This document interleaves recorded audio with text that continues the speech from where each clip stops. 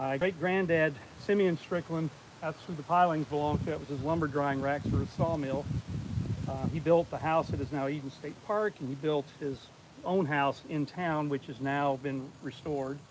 Let's see, my grandmother was born, lived, and died here. My mother is almost 89. She still lives here. She's been here since before World War II. And I guess my brother and I have called this place home since Dad was in Vietnam.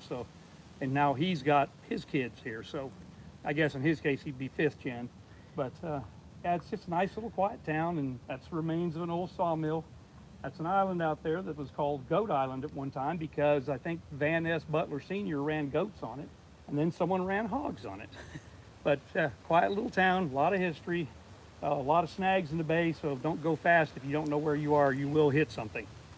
Yeah, I caught somebody on my YouTube that got stuck on a sandbar actually, and made a nice post and said, even did the part where Towboat US came and rescued them, and it was, I think it had 65,000 views now. It's kind of wild. But anyway, so tell us what you do. Oh, I'm a retired Toyota engineer. So at the moment I am basically helping take care of my mom, who's 88, needs a fair amount of help around the house, and renovating my grandparents' old house. That's, we retired down here, so this is going to be my retirement home. But yeah, so off and on, I've been here since 1969 when Dad was in Vietnam. And like I said, my family goes back to the 1880s. So whenever somebody says, well, I'm a local, I've lived here 5 years, I'm like, yeah, I probably got you beat, but it's okay.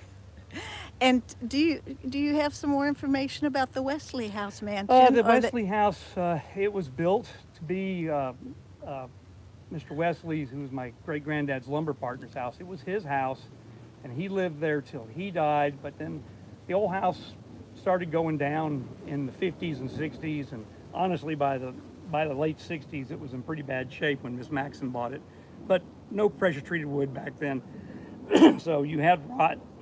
Excuse me, you had rot and bugs and everything else, but when they renovated the old house and made a state park out of it, that kind of preserved it. So. Yeah, isn't that a blessing? I'm glad she did that, and that the park has it, and they're taking such great care of it. It's beautiful grounds. But it is funny because I'll run into people around here and they'll come up and ask me where the old slave cabins were, and it's like, hate to tell you this, but there were no slaves around here. The house wasn't even built till the 1880s. Great-granddad and Mr. Wesley had all of Point Washington on a timber grant from the U.S. government. So there was never a plantation and never any slaves in this part of Florida.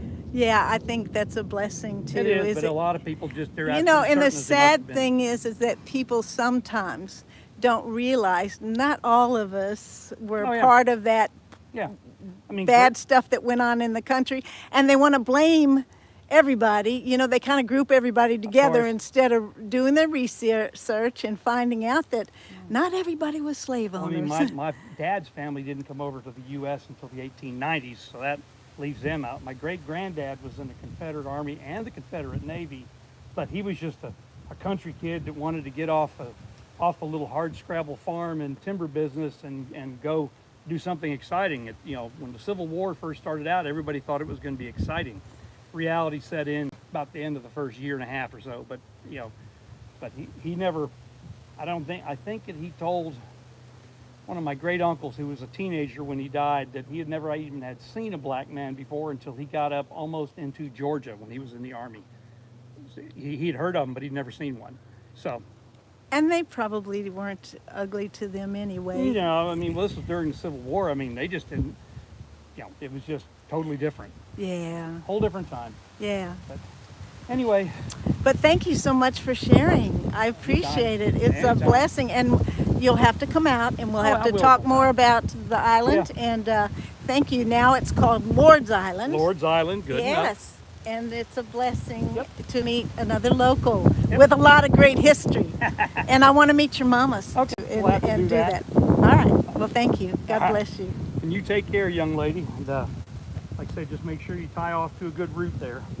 Although I don't think you have to worry about anybody messing with your little boat.